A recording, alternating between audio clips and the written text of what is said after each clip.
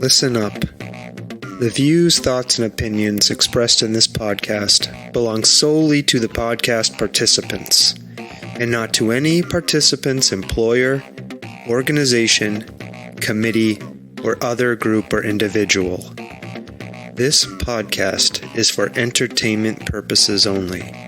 You know, for fun. So lighten up and enjoy.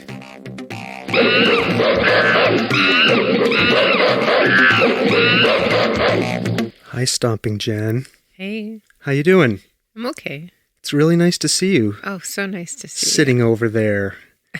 In my chair. In your chair. In your spot. In my... Yeah. Hey. Do you like it a lot? I do. You're rhyming. Uh-huh. God, you're so awesome. Do you know who our guest is this week? Don't. Tell me all about Yep. it. It's John Sheirer, who hails from our area of the world in Western Massachusetts, Northampton, Massachusetts. John has taught writing and communications for about 30 years at Asnuntuck Community College in Enfield, Connecticut, where he also serves as editor and faculty advisor for Freshwater Literary Journal. He writes a monthly column on current events for the daily Hampshire Gazette. Gazette. That's one of our local papers. I read that every day. You do? Yep. I check it online every day until my free number You only get 3 free articles. 4. 4. Until those run out. But I do look at it every day to see the headlines and stuff. Yep. John is also a writer of books, which include memoir, fiction, poetry, essays, political satire, and photography. And his most recent book, which I am working my way through now, I started reading it, is called Stumbling Through Adulthood. And this is a collection of linked stories. Cool. I love linking, by the way. You like the multiverse, the Marvel Cinematic Universe, where the movies are linked and the stories have characters that appear in other stories. I love that. I love linking. Okay. I'm a big fan of it. Let's talk to John about that. Yeah, we're going to talk to John about it, okay? Okay. All right. Here we go.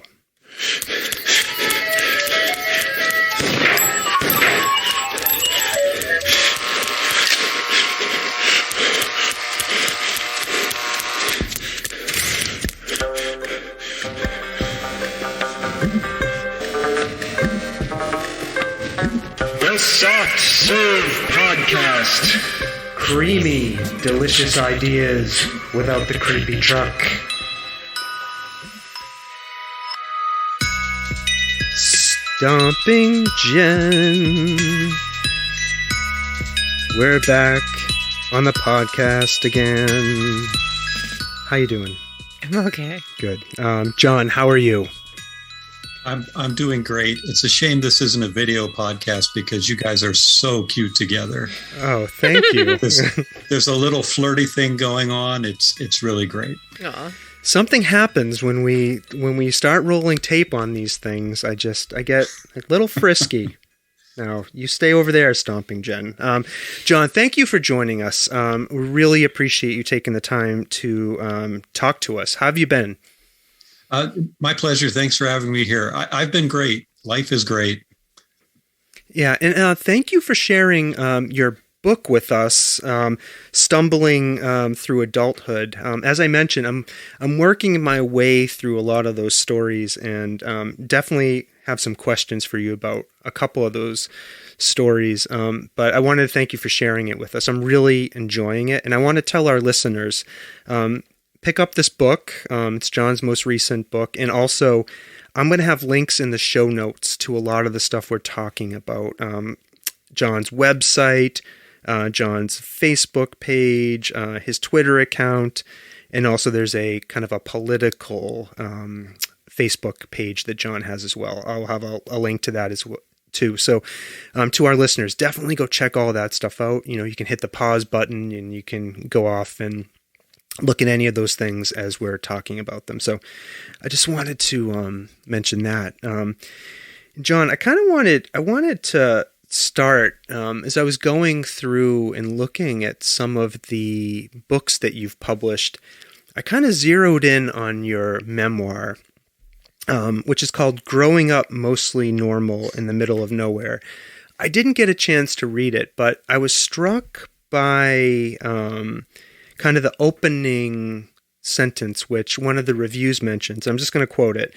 It was, "I wasn't kidnapped as a child, never abused, abandoned, beaten, or sold to the highest bidder."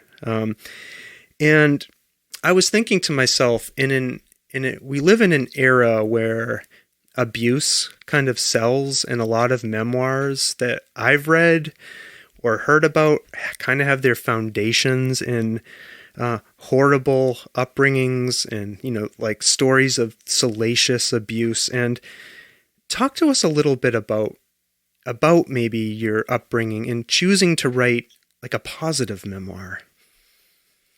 Yeah, I'm glad you brought that up. I don't get to talk about that book nearly as much as I used to. I wrote it in the early 2000s, and it came out, I think, in 2005. And even more so than now, back then, it seemed like any memoir that was published was about something crazy that happened to somebody, literally crazy. And I don't mean to make light of any of those circumstances, but the abuse memoir was very big. Augustine Burroughs' Running with Scissors was kind of and many of these are really wonderful books, but many of them are just horrible in different ways, and just like almost celebrating the suffering that people went through.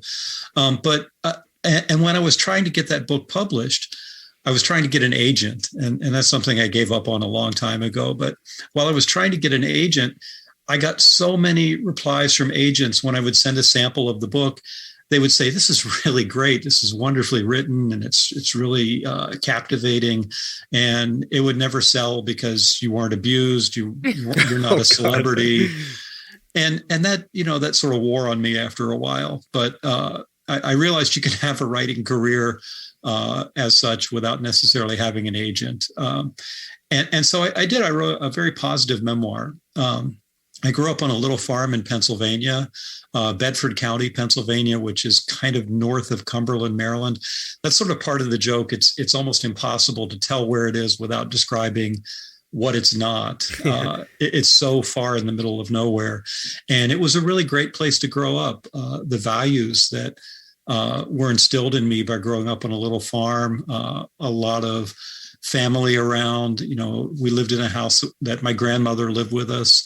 I grew up with 3 sisters, and then I had 2 older brothers who were already out of the house. Grew up on a little farm, literally was throwing hay bales before I could lift hay bales, when hay bales were bigger than I was. And so I learned the value of hard work. I learned the value of things that aren't purchased with money. I learned the value of how connections with people can be some of the most important things in your life. And, for a while, those values, I sort of lost them in a way, because as I grew older and did well in college, and then went to graduate school and did reasonably well, and then started teaching and had an academic career, sometimes people would say, "So where are you from?" And I'd just say Pennsylvania, and I wouldn't go into any greater detail and let them think either Philadelphia or Pittsburgh, because that's usually what people think of. But after a while, I realized that where I grew up, this rural upbringing, was in no way anything to be ashamed of, because the values that I developed as an adult really came from those values that were a big part of my life as a child and then as a young adult. And so I sort of embraced that much more than I did before. And, as time has gone on,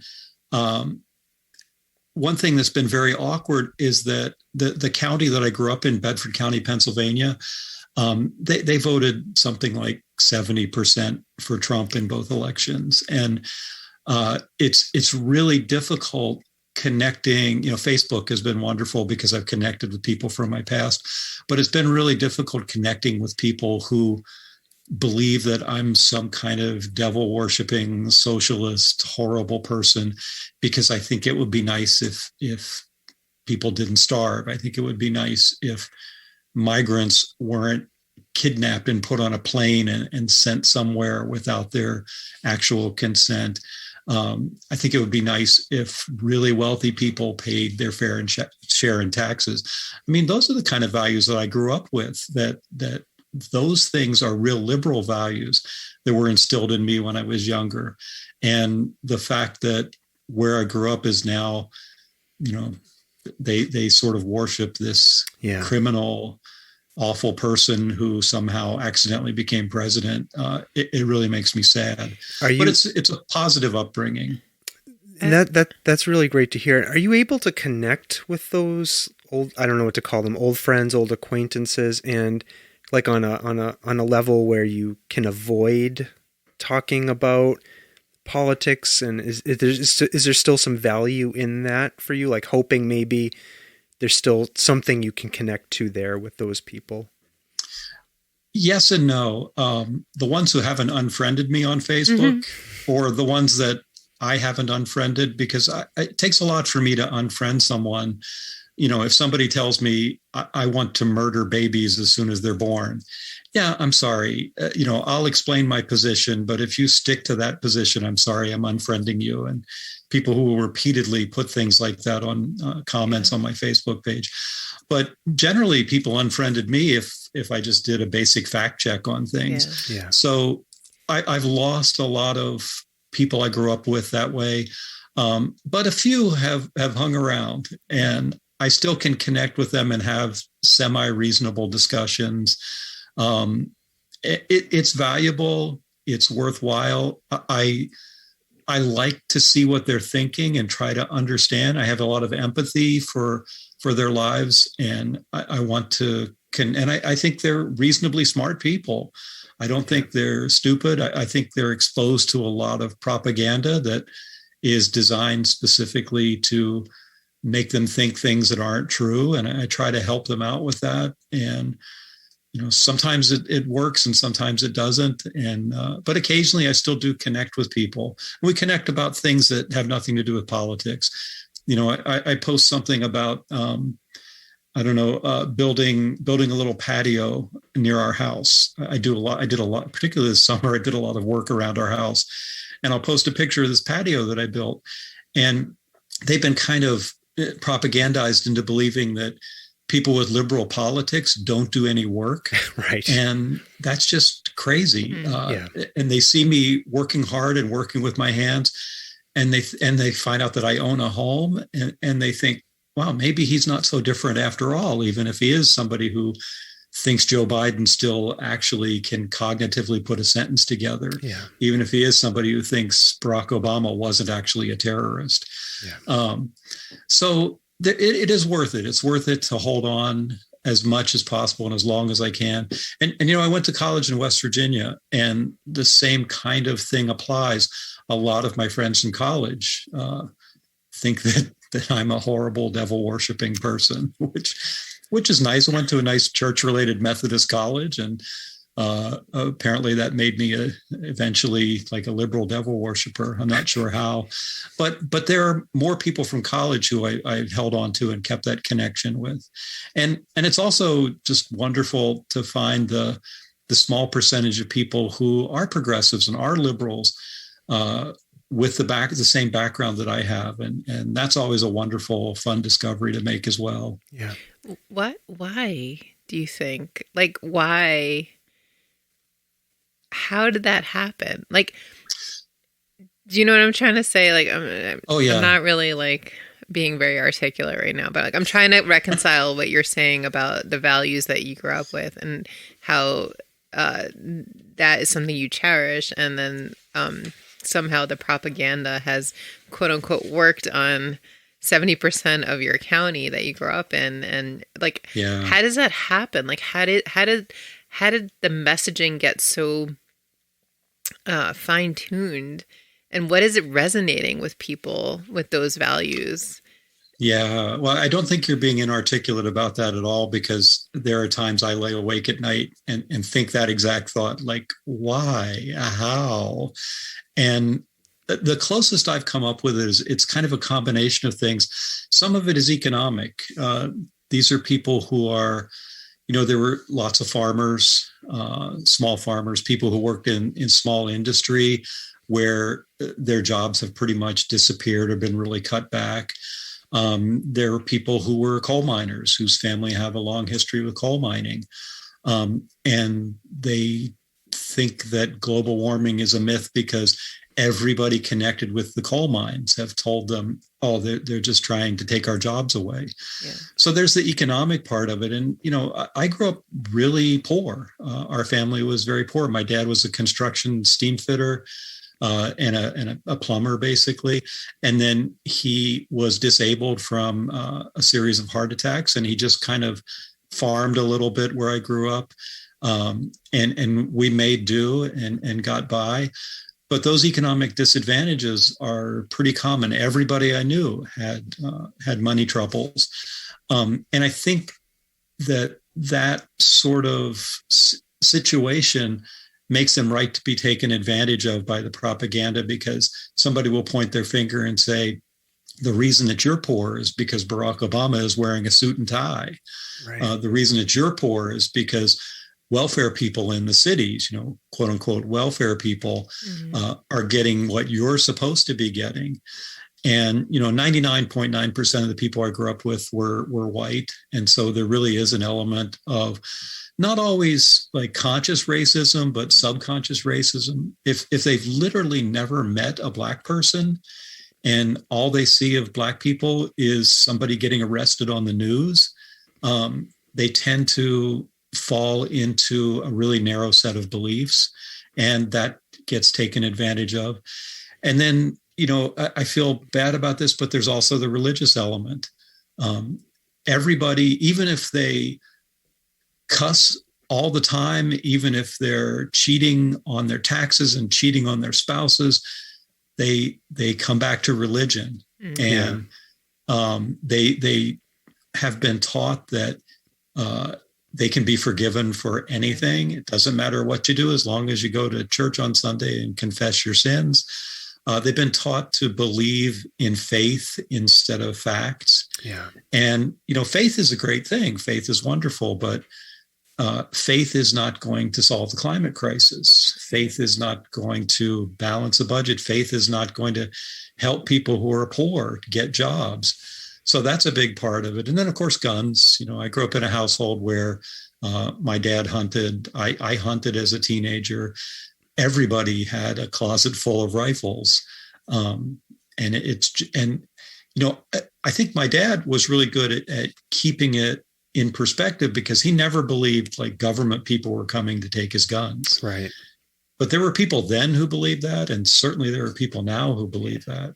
And so I think all of those factors together have contributed to that. Yeah, and I think it's really interesting. In 2012, you put out a book called "Tales of a Real American Liberal," where you talked about some of this stuff, about how facts, respectful debate, and common sense were disappearing from our political discourse.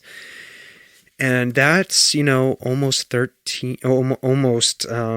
me do the math, Dr. Jen, 11 years ago. Now we're sitting here in 2022, and I'm going to guess, John, you're going to tell us it hasn't gotten any better. No, it has not gotten better. Yeah. I go back and forth, because at heart, I'm a realist, and I think there's some optimism in every realist. Some things have not gotten better, but some things have. 11 years ago, if you took a poll on is marriage equality something you would accept, a large percentage of people would have said no. And now the majority of people are perfectly fine with marriage equality. And, there's no such thing really as gay marriage anymore. It's just marriage. If your two guy friends want to get married, they're getting married. They're not getting gay married. So even our language has changed. Yeah, that's a good point. That's a really great point. I think the thing that scares me, is there's a fairly determined segment of our elected officials who want to undo that progress, right? Oh God, yes. And did you see Donald Trump coming in 2012 when you were like thinking really seriously about politics and discourse and like, you know, did you see things going in this direction? No. Yeah. I didn't. You know, when he ran, I thought, you know, the first debate, he's going to get laughed out of there because he has no idea what he's talking about. That became, you know, as they say, that was a feature and not a bug.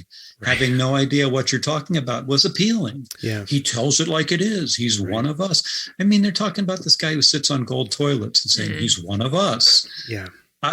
As soon as that first debate, the Republican debate leading up to 2016 happened, and he did not go to like 1% in the polls, he actually climbed in the polls. I just said, you know, it's all over. He's going to get the nomination. Yeah. I didn't think he was going to win. Frankly, he didn't win. He lost the popular vote. Right. But the Electoral College, which I tend to call an affirmative action program for unqualified Republican presidential candidates. That's right. Yeah. That's the only reason he got into office. And throughout his term in office, his popularity was underwater. It was under 50%. So people who talk about, you know, Trump representing America, he doesn't. He represents, like you said, a small minority of people.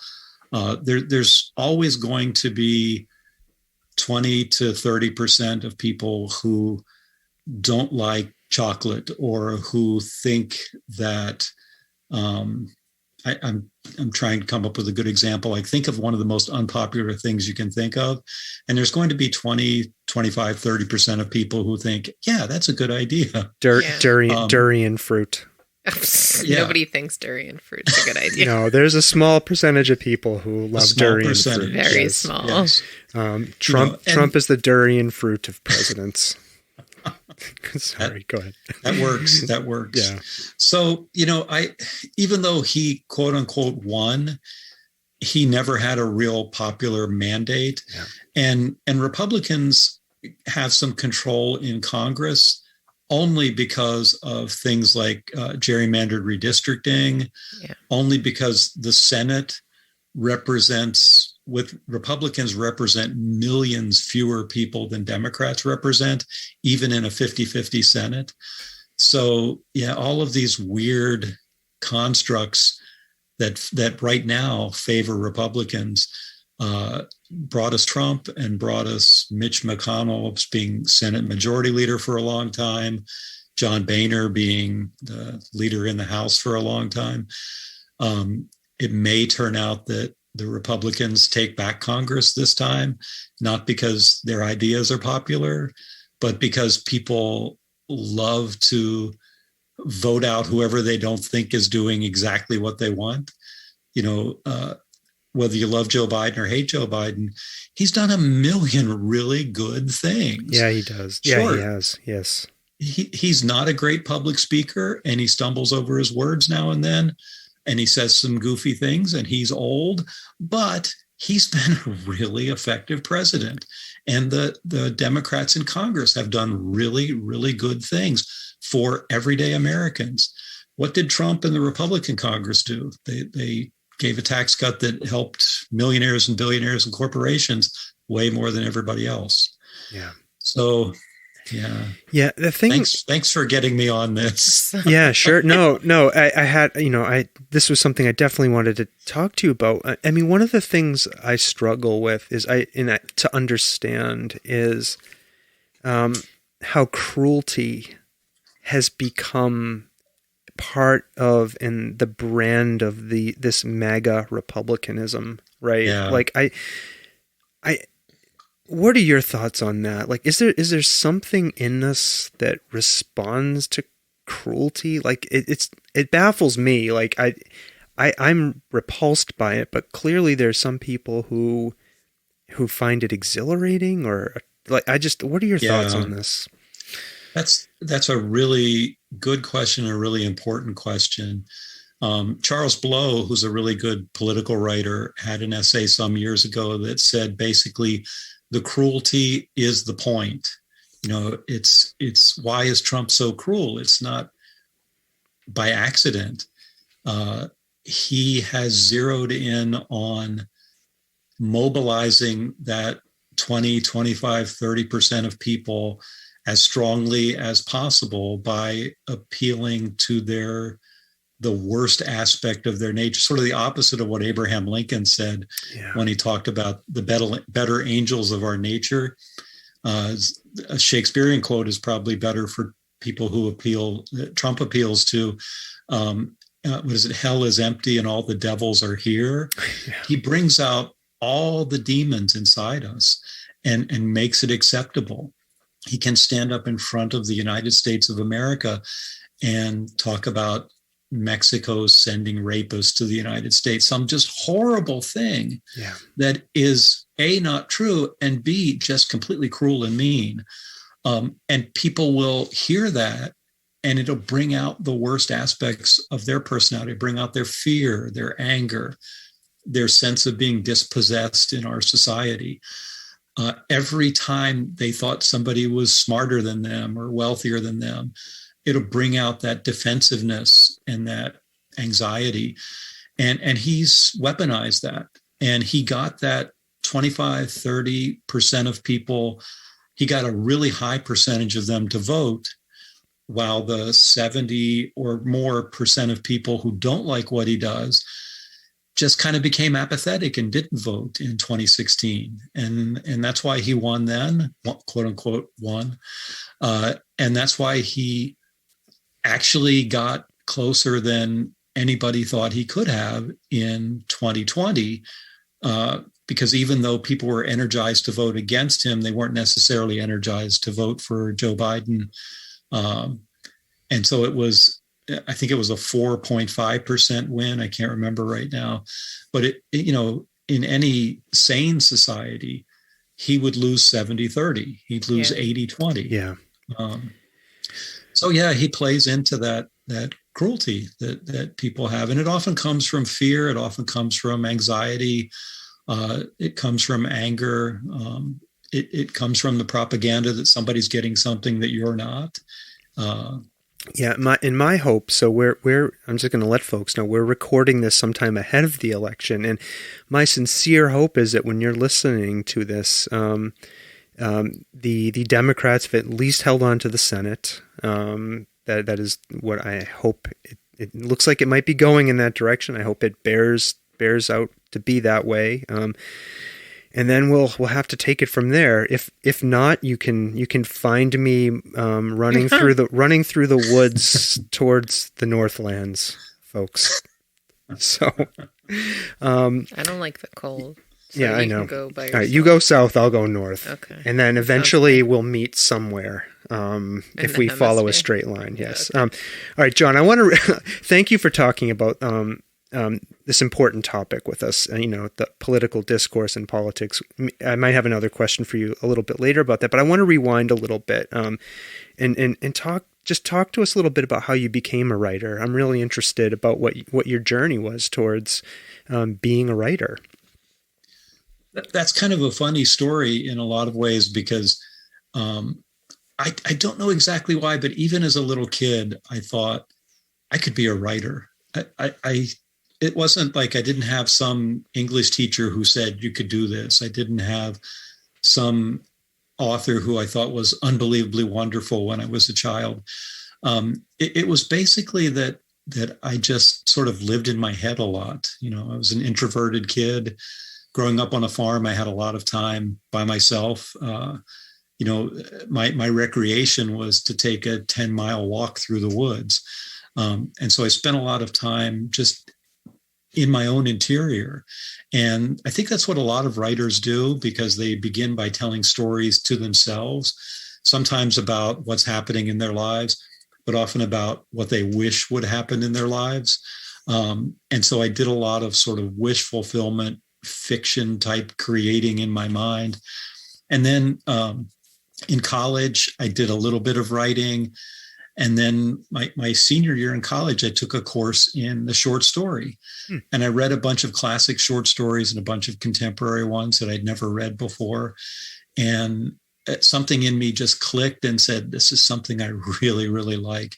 I'd read a lot of novels. I'd read science fiction. I'd read a lot of poetry in college and graduate school, but something about short stories always connected with me. And so I kept trying to write short stories. And even the memoir that I wrote, Growing Up Mostly Normal in the Middle of Nowhere, which was probably my first real, like, solid publication. It was composed of factual stories, but they were mostly short stories kind of interwoven, both about what was happening to me at that point in my life and remembering things that happened to me when I was a kid. And then, just I read and devoured as much literature as I could. I read a ton of memoirs, and most memoirs are written sort of in a serialized way where there are a lot of connected short stories about people's lives. And I started reading actual short stories, and I was reading people who wrote both fiction and nonfiction, like David Sedaris. Yeah, just reading David Sedaris. He has this fantastic essay called Big Boy, and it's about going to a party at a friend's house, and he goes to use the restroom, and there's something in the toilet that someone has forgotten to flush. Oh, no. And the whole essay is about, oh my God, what do I do? And reading that essay, just something exploded in my mind that said, you can write about everyday life. You can write about things that happen to you, things that happen to people you know. You don't have to create literature that's about godlike people or crazy situations. Just life in general is a great source for literature. And so that really jump-started my life as a writer, as an adult. In my early 40s, I really got to where, instead of just thinking about writing, which, I did a lot of writing before that, but I felt like I thought about writing a lot more.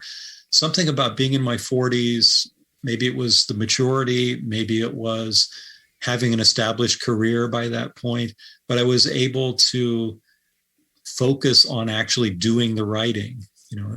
Like a lot of writers say, how do you become a writer? Well, you write. And I hadn't done that as much as I could have, but I really started doing that. And then once I had things down on paper, I could work with them. Anne Lamott is wonderful because she says the best thing about writing is to write shitty first drafts.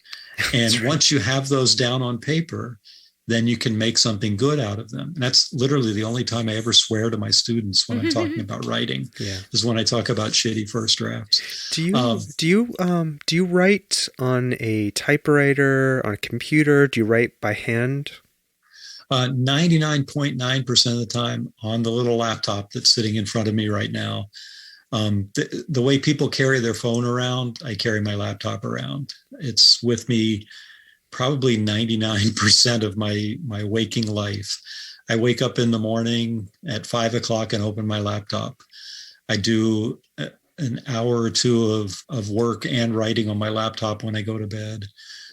So it's all on there, and I back up constantly because if my laptops over the years have fallen apart because of heavy use, and I've managed not to lose much, but I've gotten to the point where I almost never handwrite anything. I'll write little notes on things. Like I wrote some notes for being on this podcast today. I wrote down Jen and Brad so I wouldn't forget your names. But I do so much of my writing right on the laptop.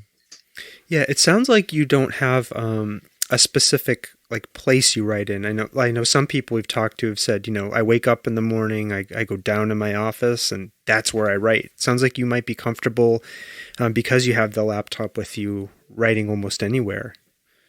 Yeah, it's become kind of an immersive thing. Like wherever I am, I can immerse myself in my writing, and it's the one thing I can't wait to retire. I'm 61 years old. I have something like 5 to 10 years before I retire, and I love my job. But once I retire, instead of spending 25% of my focus on writing and 75% on the classes that I'm teaching and the other things, committee meetings and the projects and all that stuff, then I can focus most of my energies on writing, and I just can't wait for that. But I am able to immerse myself if I have half an hour, if I have 15 minutes, those wonderful times when I have 2 or 3 hours, or when I have a day or two when I don't have to do anything for my day job. I used to say I'm the only person I know who has a day job teaching night classes, but I can immerse myself in the writing for short periods of time, and over the course of a day and a week, a month and a year, I've put a lot of hours into writing. Have you taught, you mentioned that you teach night classes. Have you taught day classes? And is there a difference in teaching during those 2 times a day? Do you prefer one over the other? Well, there used to be. When I first started teaching at Asnuntuck Community College 30 years ago, it's kind of hard to imagine, but I taught mostly night classes. And it was great because I was fairly young and I had the energy to do it. And in the night classes, if there were 25 people, 22 of them were older than I was at the time, were in their 30s and 40s, and 2 or 3 were traditional age college students, like 18, 19, 20 years old. And it was wonderful to have to teach writing and literature to people who had rich life experiences at that point. Yeah. People would write essays about giving birth. People would write essays about the death of their parents.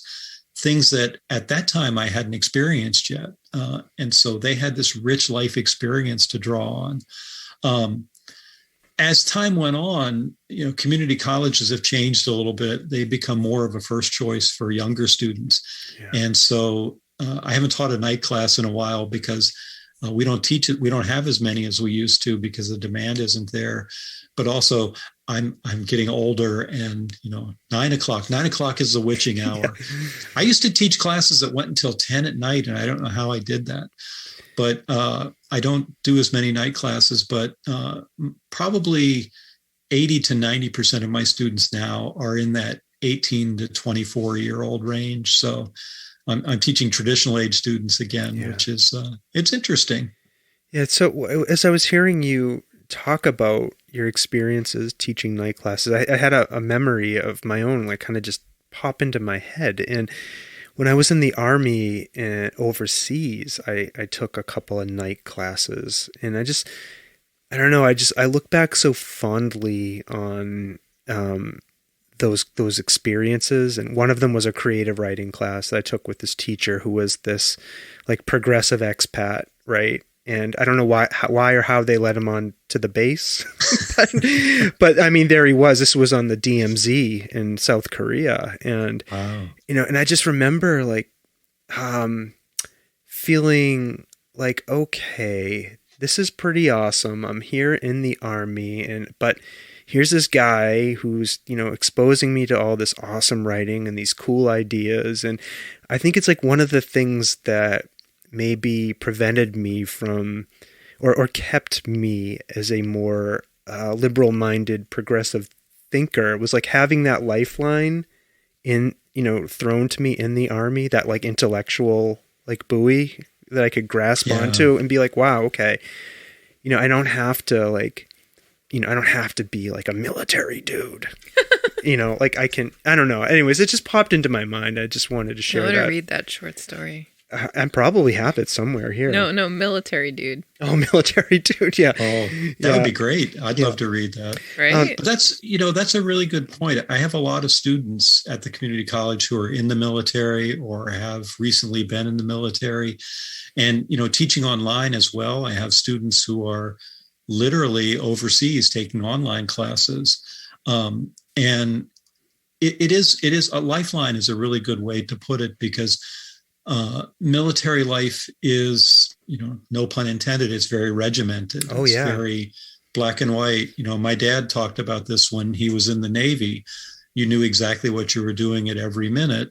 And when you didn't really feel comfortable. Yeah. When you had to think for yourself, sometimes you didn't feel comfortable. And so the opening up your mind just through any college course is great, not just for people in the military, but for people who have been in really regimented lives forever, whether it's their job, whether it's their family upbringing. A lot of times people think that college education like turns people liberal and it's indoctrination. Mm-hmm. No, it's just getting people to think. And I never tell people skills. What to think. Yeah, I like to talk to them about how to think, how to open your mind and look at different aspects of what's happening in your experience and what you're seeing and feeling and understanding about the world. And, that's not indoctrination. That's the opposite of indoctrination. Indoctrination is saying, no, don't open your mind. Here's how it is. And there's no other way to think about it. Yeah, and I'll just say too, like the people who were my superiors, in the military, they were all very supportive. They encouraged me to take those classes and stuff. So, I mean, they're like, fortunately, I don't know if it was just where I was, there was a culture that was like very encouraging of people to go and take classes and use that benefit that was available to us. So, John, I wanted to talk just a little bit about your 2021 book. We mentioned it at the beginning, Stumbling Through Adulthood, Linked Stories. As I mentioned, I've been working my way through the stories. I'm not as far as I'd like to be. But one thing I want to talk about one of the stories. It's kind of in the first part of the book. It's in the story you wrote called 6 Questions. And there's this character, Bobby. This is just my interpretation, so I'm going to tell you what you wrote about. So, okay. Yeah. I'm curious. Yeah. So there's this character, Bobby, and it like follows him at different points in his life, right? And what I took away from it, it's his relationship and like struggle with smoking in his life over these periods of time. I don't want to spoil it for people, but he's left in this like really uncertain, kind of morally ambiguous place with his relationship to smoking when he's an adult. And you'd think based on the experiences that preceded that, he might be in a different place, right? And I thought about that uncertainty that we find that character at the end of the story and struggling with, and I've noticed that in a couple of the other stories that I read, the characters are left kind of in an uncertain place or struggling with that. And I just wanted you to see if you could talk to us about creating these characters and then leaving them and us in this place, like wondering what's going to happen here to this person. Those are great observations. That story, it's kind of different from most of the stories because it does follow this character through several stages of his life. I think beginning in childhood and ending in reasonably young adulthood, and people around him who are smoking and what effect that has on him. And it's partly autobiographical because my parents were smokers who then died of smoking-related illnesses much younger than they should have. And I was in a romantic relationship a long time ago with someone who smoked, and that comes up in the story as well. And there's a lot of ambiguity and anxiety. I loved my parents and I hated that they smoked. Yeah. I loved this woman I was involved with, but I hated that she smoked. So that kind of ambiguity, that's sort of a theme in a lot of the stories where people don't know exactly what they should be doing. They're stumbling through adulthood, which is why it's called that. I remember being a kid and thinking, I can't wait to be an adult where I know what everything means and I'll understand life. And everything will be clear to me. And then you become an adult, and of course, none of it is clear. We're all making it up as we go along. But that character experiences that through different phases of his life. All the characters in the book have similar situations where the only characters who are sure about things are sort of the villains in the book. They're the ones who we don't connect with and we don't relate to.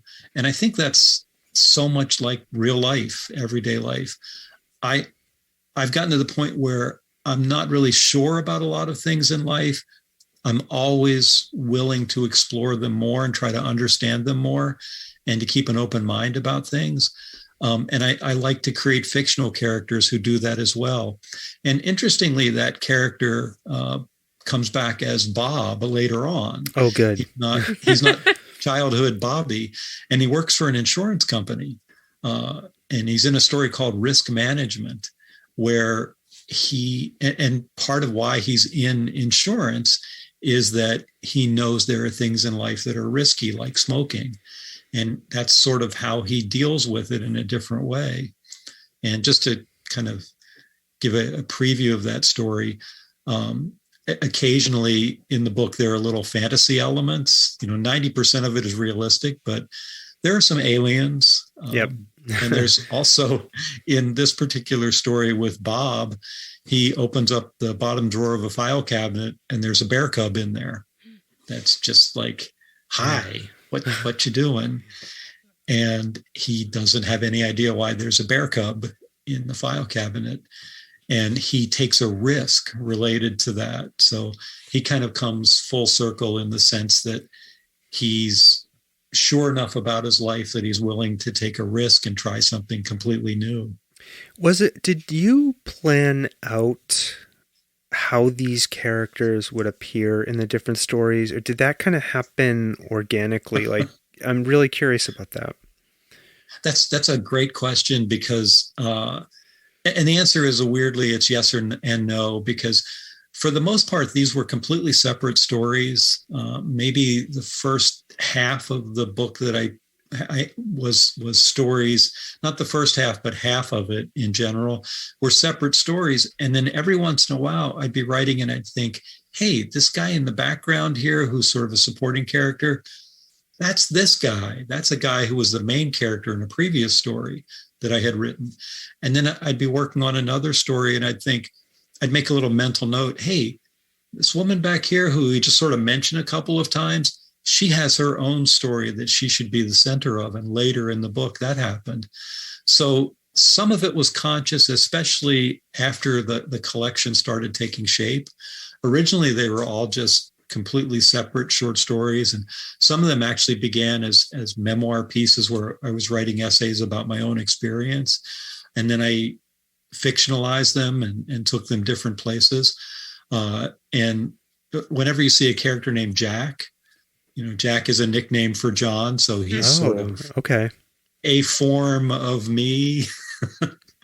Yeah. But yeah, and it's great that you mentioned the Marvel universe, because I confess I don't watch many of those movies. And for a long time, I sort of struggled, like, how do I describe this book? Yeah. And then I was on the Bill Newman show on WHMP, and I was describing it.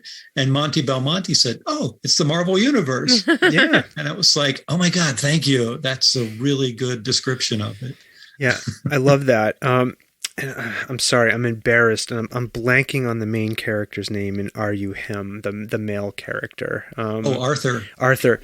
Is he the same Arthur in One Bite? Is he in One Bite? I think there's a character. I think there's one of the group of kids might be Arthur. Anyways, like he's not meant to be, but maybe he was. One thing about all these, this matrix of all these names. I had to search around. It reminds me of that episode of The Office where Michael Scott has written a screenplay and he's used the word Dwight for this idiot character. And one time he spelled it wrong, so it stayed in there when he searched and replaced. Yeah. Arthur is not one of those characters. It's possible I accidentally named one of them Arthur. I mean, and even if you didn't intend to, and even if I've got it mixed up, right? What I love about this, it has my curiosity piqued, right? Like it has my mind going about the possibilities, right? The wondering. And I don't know if I want you to answer. So like,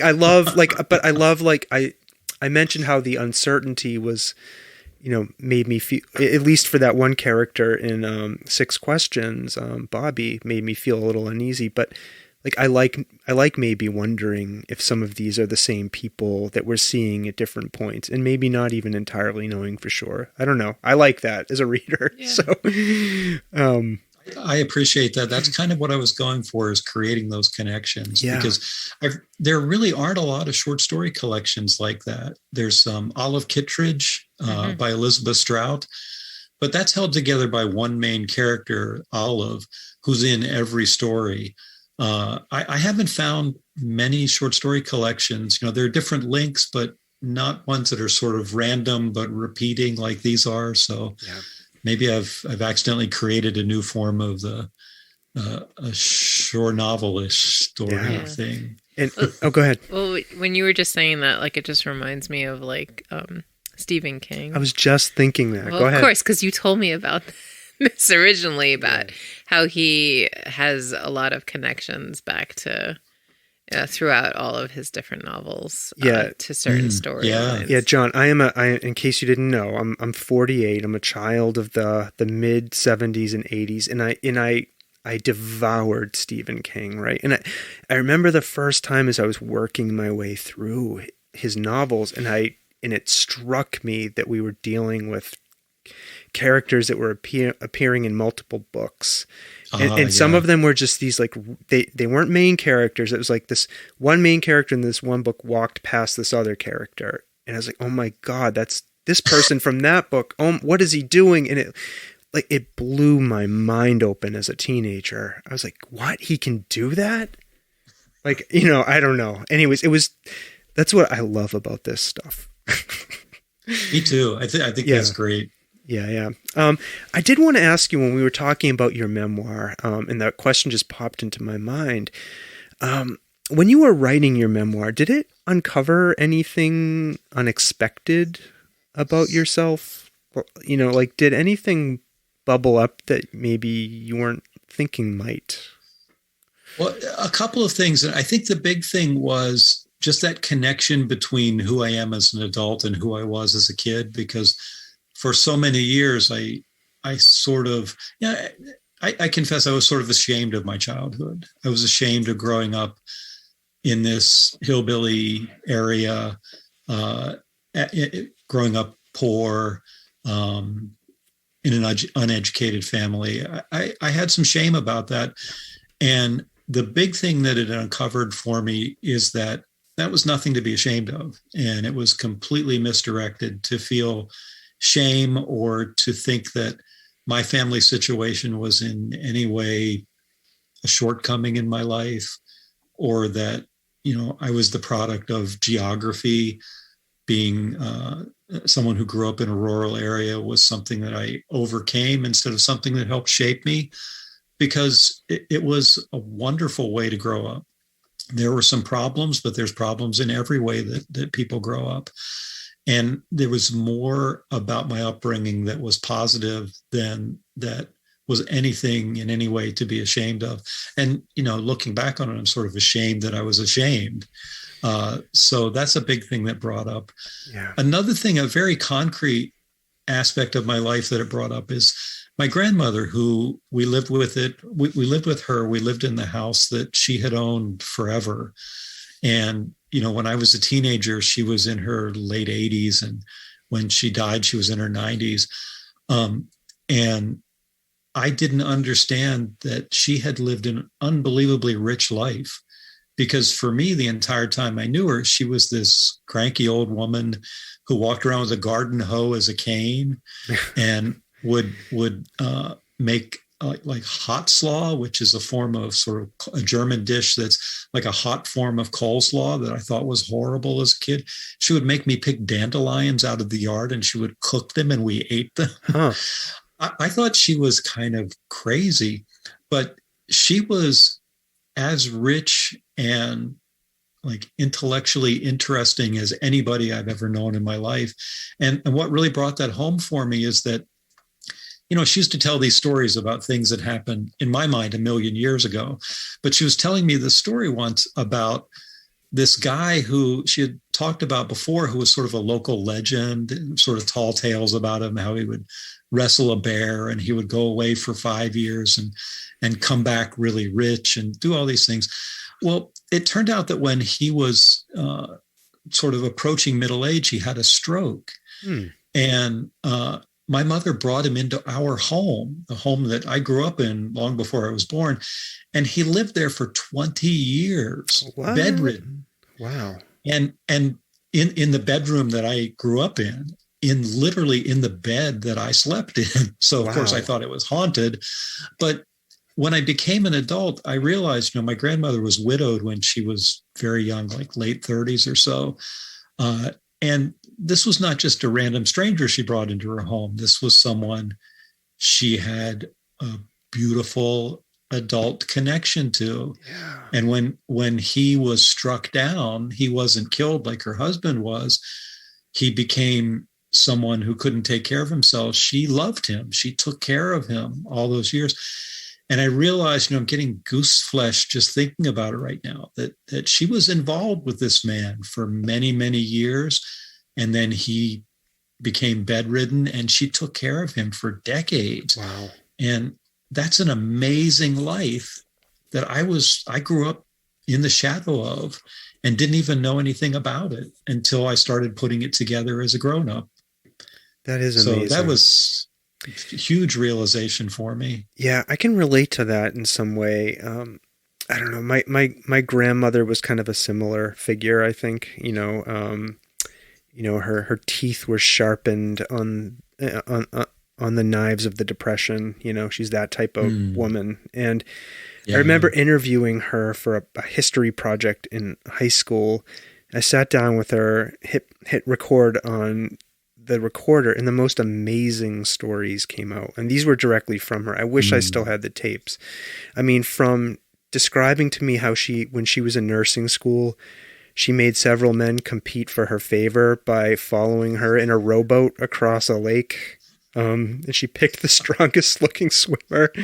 Like, she's telling me this stuff like it was completely normal, right? Like, and then like everybody does that. Yeah. Like, and horrifyingly how like she used to go down to the American concentration camps where they kept Japanese prisoners and throw rocks at them when she was younger. My gosh. I was like, what? You did what? She's like, well, it's just what we did back then. Yeah. I was like, my gosh. Yeah, I was okay.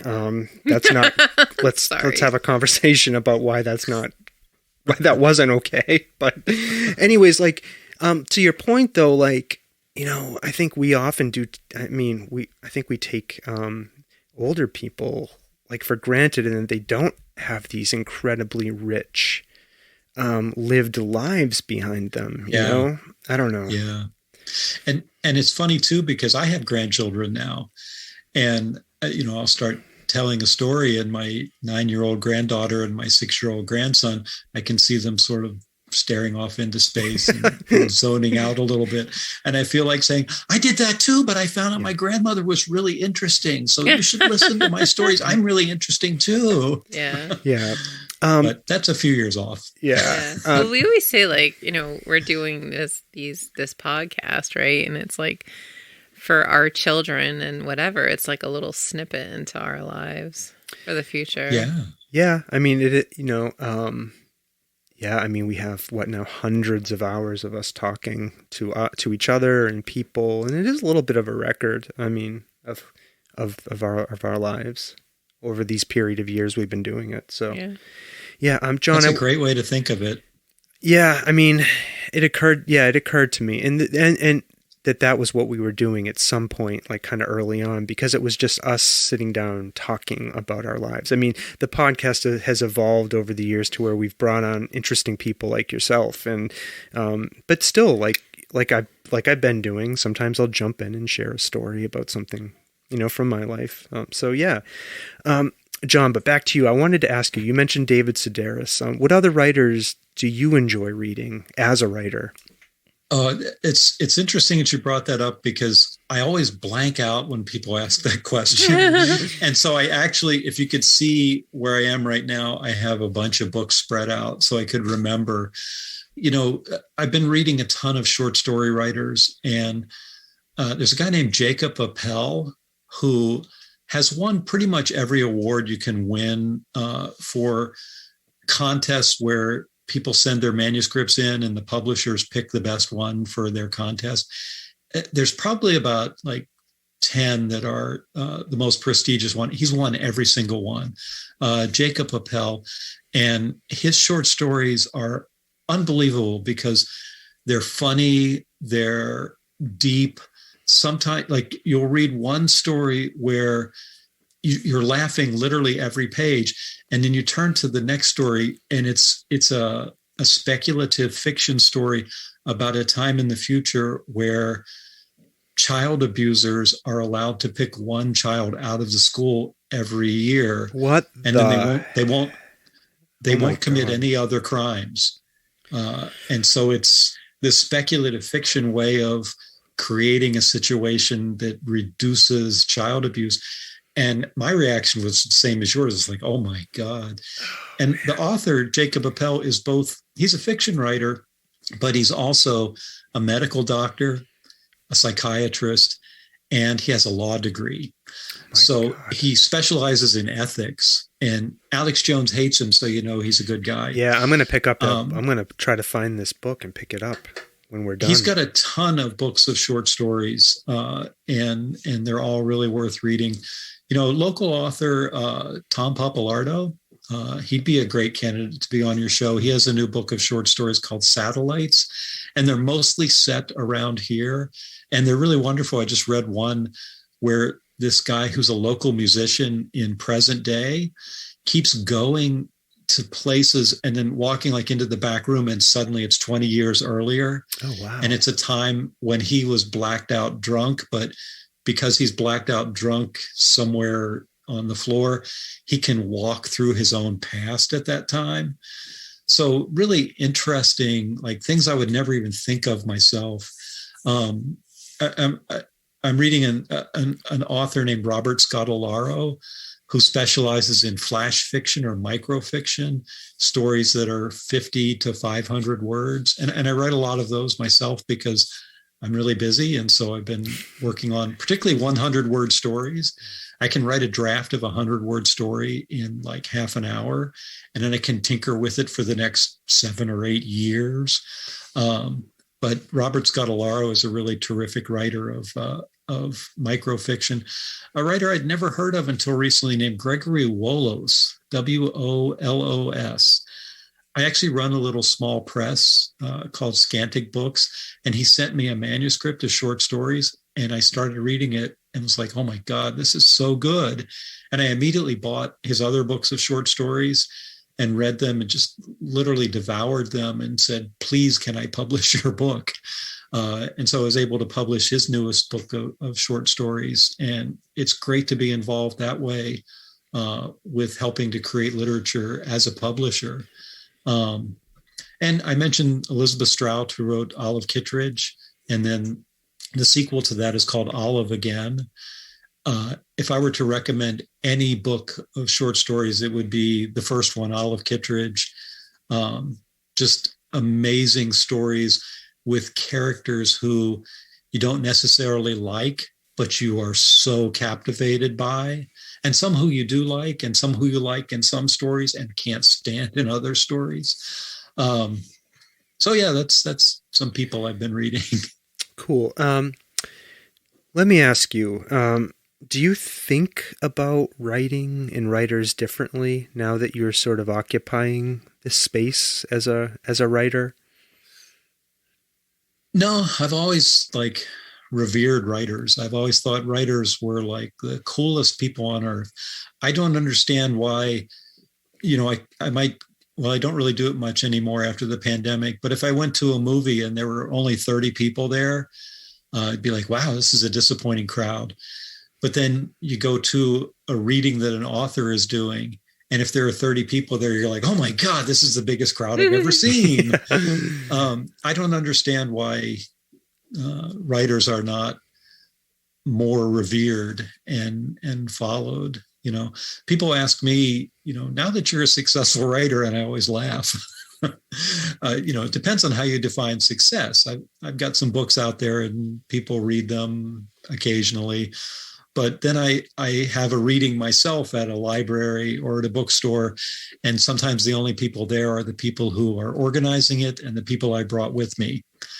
So success has a different kind of definition, but yeah, I've always thought of writers as like fascinating, amazing people. And if they're like successful to the level of like somebody like Stephen King, or if they're, trying to think of who would be an example. I found a short story writer named Susan Jackson Rogers, who I had never heard of. And I started reading one of her stories online and then immediately bought her books.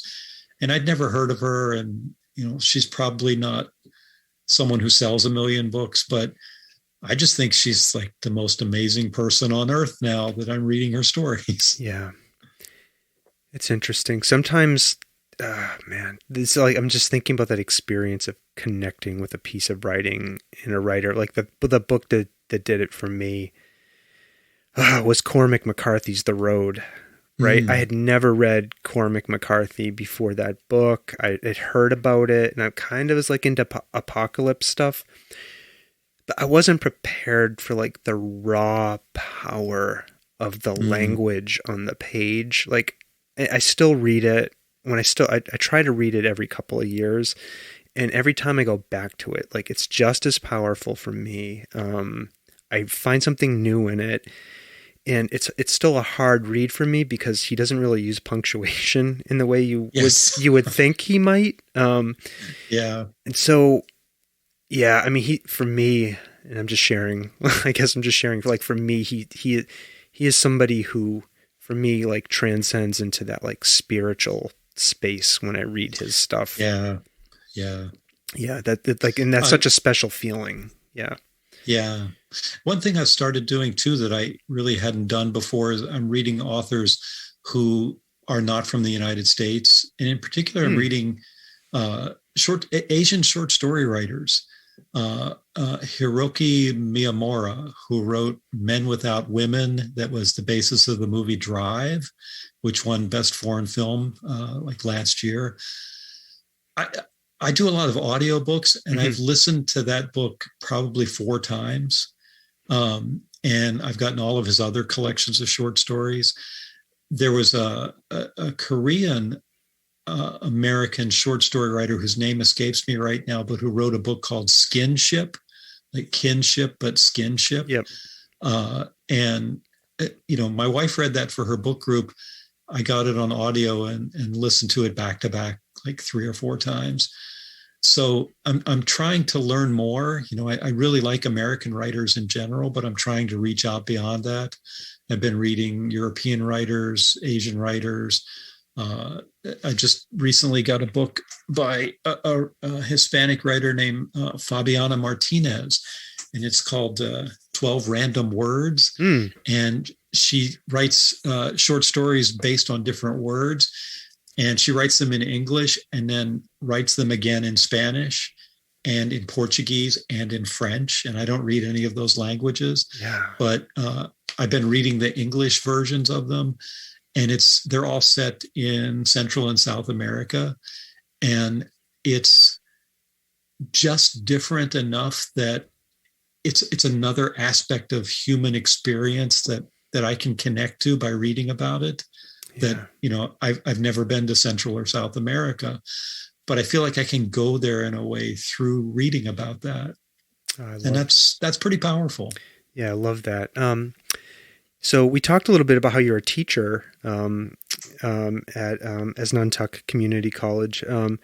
What have you learned about writing from teaching it? That is hard. It's hard. It's hard to teach and it's hard to do, whether you're a first-year college student who's trying to figure out, like when your sociology teacher asks you to write a research paper, if you're trying to figure out how that works, or whether you're a creative writing student who has like written poems and short stories for years and years, and you're trying to make them connect more with readers and connect more with who you are inside. Whatever level you are as a writer, a student writer, it's really, really difficult. And teaching is really difficult in trying to help people connect with who they are and bring that out in writing. There's a lot of sort of nuts and bolts kinds of things, how to construct a paragraph, how to begin a short story, how to bring research into an essay, really nuts and bolts things that are in some ways not that hard to teach. They're often a little formulaic. You can get the minimum of what makes someone do those things at an adequate level without a lot of trouble, but getting people to really dig deeper and connect with who they are inside through their writing, to learn about the world around them through their writing, to connect with other human beings through their writing. That's hard. That's an investment, both as a teacher and on their part as a writer. And it's, when it works, it can be a wonderful thing. And, I've had students, one really fun thing about being a little older is that I'll have students who've had my class 20, 30 years ago, and I'll randomly get an email or a friend request on Facebook, and they'll say, learning from you about writing really changed my life and really helped me in ways that I never thought it would. And that's pretty fulfilling. That doesn't happen often, but when it does, it's pretty amazing. That's amazing. Do you have a favorite book on the craft of writing? Well, Stephen King's book on writing is fantastic. So glad you said that. I was projecting through Zoom. Well, how many books have been written about? I know. I have read a bunch of them. You have? Like Strunk and Whites, and but I love Stephen King's book. I like that for two reasons. One, it's just really good practical stuff. I mean, here's this guy who puts millions of words together, giving you practical information about how to do that. And then, the story of his own life as a writer that's interwoven in that book, that, he was writing a little family newspaper when he was a kid, and the stories about, having a little school desk over his knees while he worked in the laundry to write Carrie. And then the stories of how he got back into writing after that horrible car accident when he was hit by somebody. All of those, like the life of a writer that's connected with the technique, is really fantastic. And along those same lines, Anne Lamott's book, Bird by Bird, is another one like that, where she connects her experiences with childhood trauma, with drug addiction, things that she's had happen in her life with her life as a writer, and connecting those nuts and bolts ways of putting words together with living your life. I think those are the best books about writing. And I just love that phrase, bird by bird. Yeah. When her brother waited until the day a paper was due in school where he was supposed to write about a bunch of different birds, and he went to his dad and he says, "It's due today. What do I do?" And his dad said, "Well, we'll just take it bird by bird and we'll get it done." I love that. Yeah. And that's exactly how writing is. You take it bird by bird. Yeah. Thank you for describing her book. And one thing I'm just thinking about Stephen King's book on writing that I got out of it was it was a lesson about like achieving your goals, right? And that there has to be more to a practice than getting to some predetermined endpoint. Like he talks about how he made it as like this incredibly successful writer, like had everything he had wanted in terms of material things. And he found himself like alone at his desk, like this lonely drunk who literally couldn't remember writing one of his books. Like he talks about how he wrote Tommyknockers, which is like an 800-page book, and he like doesn't remember writing it. And I remember taking that in and being like, wow, okay. Even somebody who you like perceive as having reached the apex of their craft, right? Yeah. Didn't quite experience the fulfillment maybe I thought he did, right? Or there was something more that he was looking for, and like I don't know, there was just like the moral lessons that he doesn't even bring that up necessarily. He's not so on the nose about it as I am. That's my own takeaway from it. I just love those lessons. Yeah. Anyways, I wanted to thinking about putting your stuff out there and having people consume it. And do you have like what's your relationship with the people who we might put in the fan bucket? Like, can you talk about that a little bit? What that's like to have readers and interact with that community? It's hard to address that because there are people who read my writing, but I don't have any idea if I have fans. Every once in a while I'll get an email from someone I don't know, in particular with my columns in the Gazette, more so than anything else I've ever written, because it's a vehicle that can get my writing out there better than any other aspect of my career as a writer. And I'll get emails from people who I don't know who will say something like, "Thank you for writing this. This really captured what I was thinking and helped me think about it in a new way." And it's flattering and it's wonderful to make that connection. But for every one of those that I get 10 or 12 hate mail letters.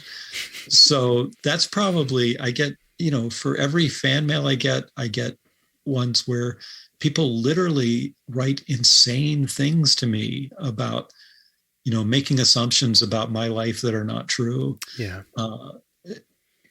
Calling me every name you can imagine. And I occasionally get sort of stalker people who will write me 7 or 8 emails in a row. One guy I just kept, and I probably shouldn't have kept writing back to him, but I would write back and say, "Please stop doing this. Read over what you've written. This is really creepy." And he was writing things like, "I'll bet if we met in person and talked about this, I'll bet you'd understand me better." And I'm like, please, reach out to somebody, reach out to somebody who loves you. I'm not a therapist. My email address is not your personal journal. Yeah. And it's really hard because I want to be nice to people, but then they boundaries tell me that, yeah. And so 99% of the time I don't write back on things like that. But, so yeah, weirdly, that's my biggest interaction with the community of people who read my writing, is trying to assure them that I'm not an evil person who wants to kill babies and take everything from them and give it to people in the inner city who are just going to spend it on drugs. And I'm not indoctrinating children into hating America and things like that. Yeah, I think that is probably the most reasonable approach to dealing with that. What kind of advice, I'm sure you get this question a lot, maybe the dumbest question I ask you tonight, but do you have general advice for aspiring writers? Do you have something in your pocket ready when somebody asks you for advice about being a writer that you pull out and give to them? What is that? It's nothing complicated. It's just write. Because I spent years and years and years thinking about writing, thinking a lot about writing and doing very little actual writing. And the biggest improvement in my life as a writer is that I've really made the commitment to getting words down on paper. And they don't have to be perfect. In fact, like I said, a lot of them are shitty first drafts. But once you get stuff down on paper, you've got something to work with. And, I spent years thinking, here's a great idea for an essay about my father and my relationship with him. And here's how I could write it. And I never did. And then once I actually got that down on paper and kept working with it, that was one of the prime pieces of writing that opened my life up to doing more actual writing. So whatever you're thinking about writing, start writing it, get it down on paper, and don't worry about publishing. That can happen eventually. Don't worry about other people reading it. Write for yourself. Write to learn about yourself. Write to experience your life in a different way, and get that down on paper in a concrete form. Just like you guys doing this podcast there's a concrete artifact that's been created that adds to human culture. Same thing with writing. If you sit down and scratch out a couple of paragraphs toward a short story, that's a concrete piece of human culture that exists. Yeah. And that makes the world a more interesting place, whether anybody ever reads it or not. And maybe if you keep scratching and working with it, it eventually becomes something that gets out into the world and other people do read it, and you can make those connections. But it's all about, hitting those keys on the laptop or getting that pen moving. And sometimes I tell people, once you get stuff down on paper, and this actually is something that's in a short story that's in Stumbling Through Adulthood. Imagine if there was some kind of environmental catastrophe or some kind of nuclear conflagration where the world ended right now. And then millions of years from now, aliens came and they found our planet. And their archaeologists came down to the planet and they dug around, and literally all that they could find that represented human civilization were those notes to that short story you were working on. Yeah. Or the little list you wrote about how you're going to write about your relationship with your father. What would that say about all the humans that have existed forever, that don't exist anymore in that speculative universe? And it's a little bit intimidating to think that the writing you do represents human culture, but hey, why not? It might. You're a human being. Yeah. You represent, each of us represents humanity just as much as the next person. So yeah, why not? I love that. Thank you for sharing that, John. So just a couple more questions before we let you turn into a pumpkin for the evening. It's great to be up past my bedtime. I love this. We just finished watching this series on Netflix called The Sandman, and there's this episode where somebody has captured one of the muses, and they're holding her prisoner and using her to get ideas. By force from her. So I'm just curious, thinking about the idea of a muse or, some kind of external thing that inspires you. Do you have a muse? I'm just curious if you can share that with us. That's a really good question. In so many ways, I write for myself, sort of my own muse, because I like to read. And so I want to write things that I would like to read. But I also think about people in my life, both present and in the past. So my father is definitely a muse for me. I think about what he would think of my writing, because he actually did read some things that I wrote when I was in high school, and then he passed away when I was in college. So he's definitely someone who I always have in mind when I'm writing, sort of in the back of my mind. My wife as well, because, I think my wife is the best person I've ever known. I love that. Bar none. And I often write thinking, is she going to like this? Or is she going to learn from this? Or is she going to dislike it but appreciate it in certain ways? What's she going to think of this character? And one of the best things anybody's ever said about my writing, Susanna Davis, who's a novelist and short story writer, said that the characters in my writing are decent people. And I often write thinking, I want my wife to think about this character in a certain way, because I think she's the most decent person I know. And if I'm writing a character who I want to be admirable, I want people to like and appreciate, then I think of her as the muse of like the reader who would appreciate that. If I want the character to be somebody who's considered kind of shallow or dislikable, or the quote unquote villain of the story, I want to write somebody she would dislike. So in many ways, she's definitely my muse as well. Yeah, it's interesting to me. I want to just reflect on something about that decency of your characters, and sometimes it can come out of left field and surprise you. In one of the stories in Stumbling Through Adulthood, there's a story called Big Little Dog, right? And it's written from the perspective of a dog who needs to go outside, right? And John is showing us his shirt that has a heart and a dog inside of it. So all the while, right? So, and it involves the dog's caretaker, one of the dog's caretakers who is sick or like asleep on the couch. And the dog reveals to us the person's condition eventually.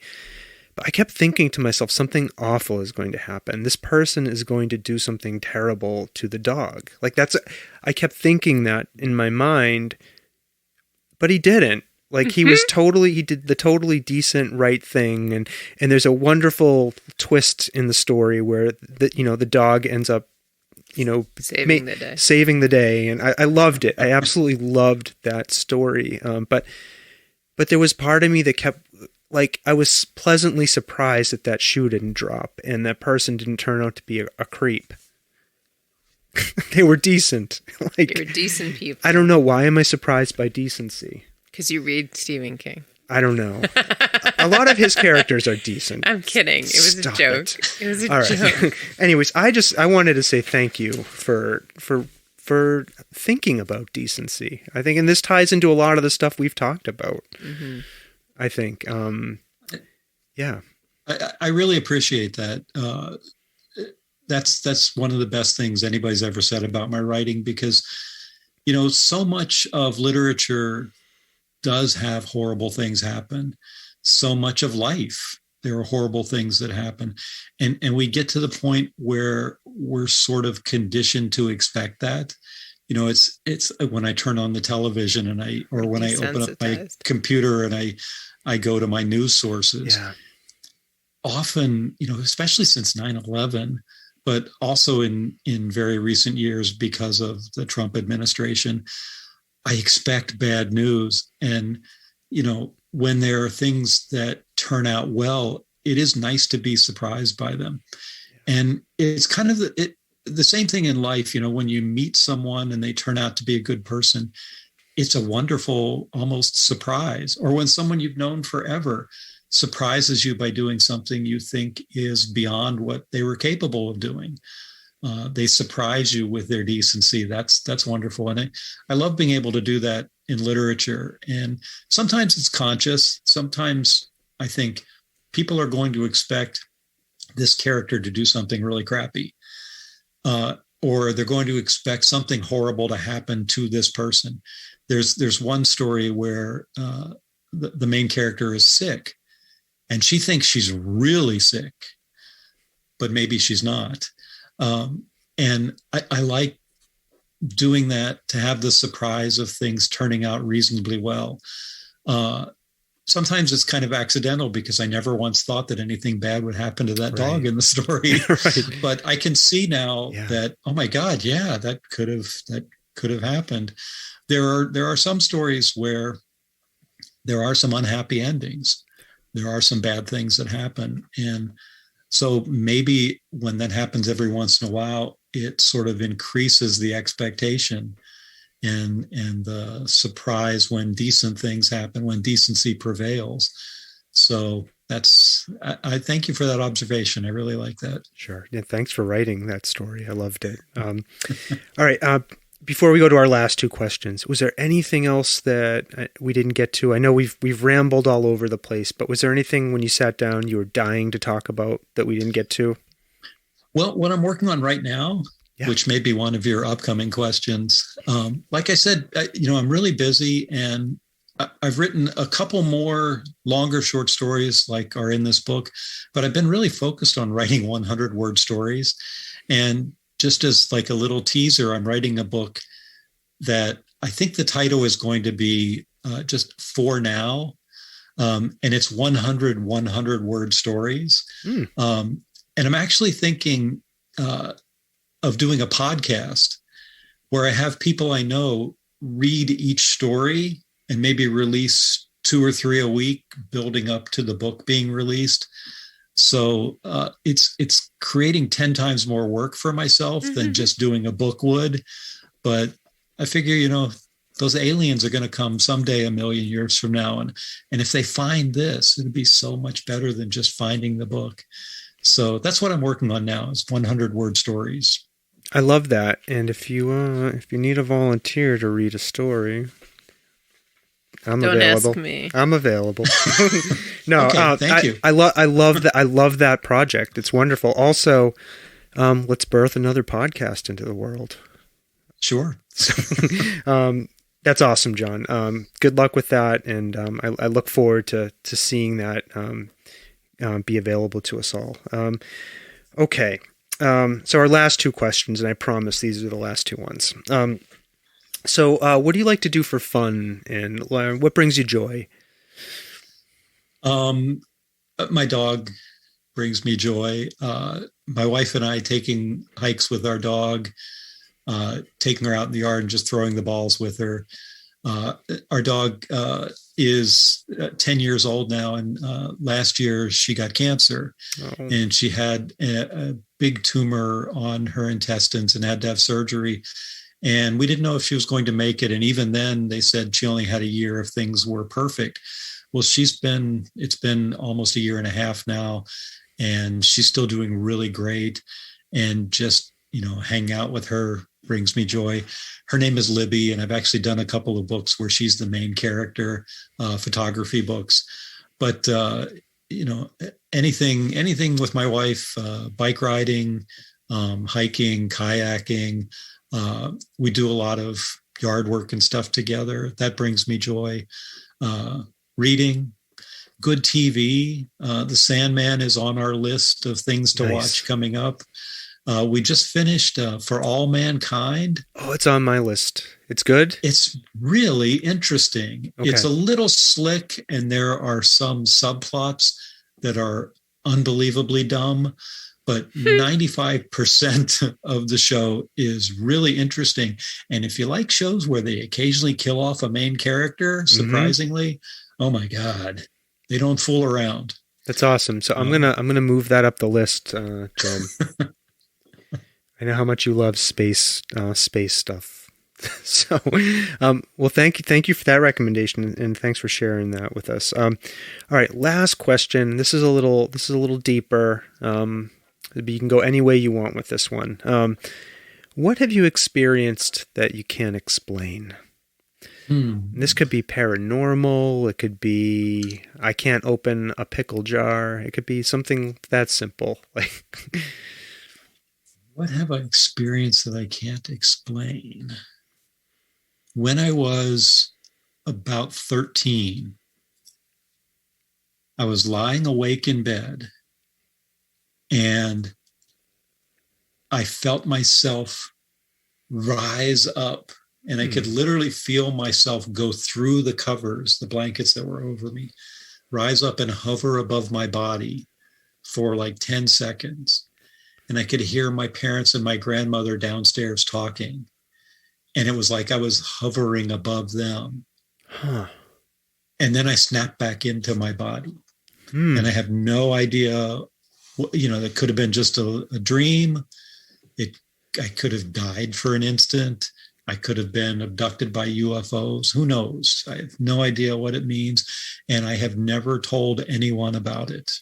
Oh, thank you for sharing. Thank you for sharing that. I love that. We have several of those types of stories that have been shared here. So I don't think that's the first one where somebody has said they felt like they levitated. Or astral projected. Yeah. I mean, we've talked about astral projection. We've had a few of those. Yeah. Well, thank you, John. Really appreciate it. Well, we've come to the end. So John, I really want to thank you for taking the time to talk with us and share so much of yourself. We really appreciate it.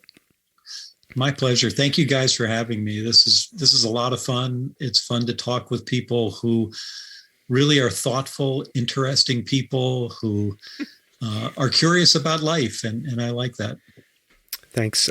Thank you for saying that. What's he talking about? Yeah. You. That describes you to a T. I see you over there. Don't you worry. All right, listeners, listen. I want to say it again. In the show notes are going to be links where you can find all of John Sheirer's things, okay? His website that has links to where you can buy his books and connect to his other websites. So do buy his books, okay? Let's support a wonderful writer here who is doing so much to bring these characters and stories to the world, okay? So please do that. Also, check out our website, please. It's softservepodcast.com. We have, suggested episodes on there. There are spaces where you can go to contact us. If you want to appear on the show, please reach out to us. Okay. And we'll think about it. Right. Stomping Jen? Think about it. Yes, we will think about it. What else? Anything else? Connect with us on social media. All the things. All right, you know Share all with the a things. friend, All right. Subscribe, download, leave us a review. Yeah. All of those things. All right. Tell Sawtooth how much you love him. Yes, please. Tell me how much you love me. I do need that. He needs lots of adoration. Yes. All right. John, we're going to go around. We just have a little tradition, a way of saying goodbye. Everybody goes around the circle, says goodbye in whatever way they would love to. So we'll give you the honor of going first. Goodbye. Goodbye. This has been wonderful. Good night. I love it. Jennifer, please. Adios. All right. And I'm going to say the goodbye the way I always say goodbye. Bye now.